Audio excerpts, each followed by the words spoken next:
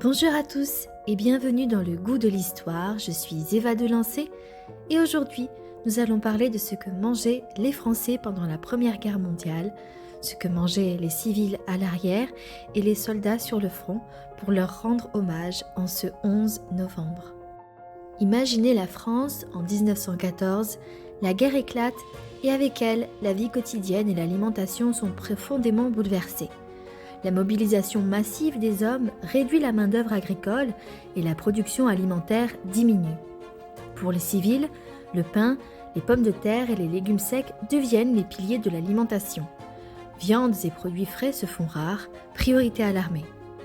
À partir de 1917, le rationnement s'installe.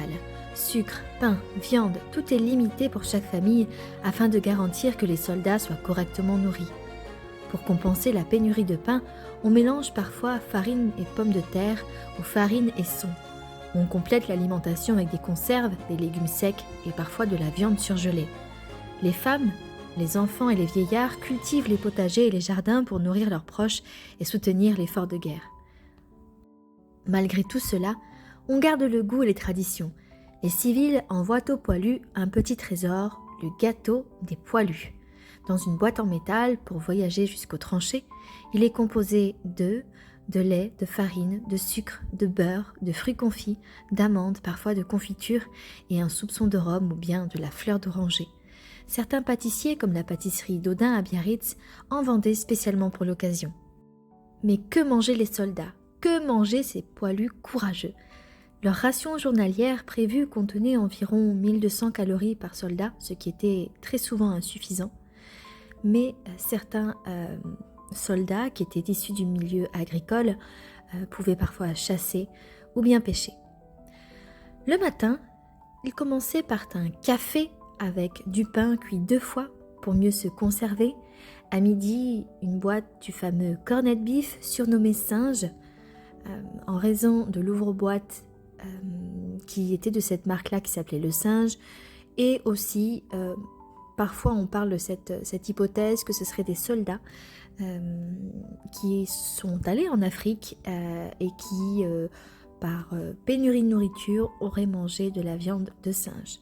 Également, à midi, on retrouve de la rata, qui était un ragoût hétéroclite et qui vient de l'occitan ratatouille, qui signifie donc ratatouille, composé de légumes, de viande, accompagné parfois de pain dur.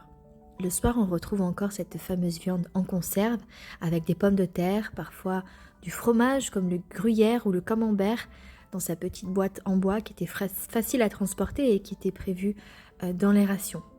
Et pour rendre les repas plus agréables, le pain dur était trempé dans de la soupe. Et les colis des familles, remplis de saucissons, pâtés, chocolat, confiseries, apportaient du réconfort et permettaient aux soldats de découvrir d'autres saveurs régionales et ont permis par la suite de se diffuser dans toute la France. Pour les boissons, il y avait principalement du vin qui permettait de désinfecter l'eau et à la fois de s'hydrater. On buvait de l'eau de vie également. Et pour les soldats étrangers qui ont participé à cette première guerre, on leur proposait du thé quand ils ne pouvaient pas boire d'alcool car ils étaient musulmans. Je trouve cette attention très très chaleureuse. Des compléments utiles que l'on peut noter dans l'alimentation que les poilus avaient et l'arrière, le pain était servi aux soldats et il pouvait atteindre 700 grammes par jour pour certains effectifs qui montrent l'importance du pain dans le ravitaillement. Le ravitaillement civil comme militaire était un enjeu d'État dès 1914. Il y avait un service de ravitaillement qui a été créé pour la population civile et le rationnement s'est accentué en 1917 et 1918 et des cartes de rationnement sont généralisées, des cartes pour pouvoir avoir du sucre, du pain, de la viande et du charbon. Et pour les soldats, la conservation et la logistique étaient essentielles avec des conserves, des biscuits secs, des légumes secs pour allier la rareté des produits frais. L'alimentation est également un facteur de morale, la distribution de vin, les colis des familles, les mets de choix, de goût participaient à maintenir l'esprit de ces troupes. Et j'ai une petite anecdote. En 1917, pour remonter le moral des poilus, les camions qui transportaient jusqu'à 1800 kg de viande sont transformés en restaurants roulants.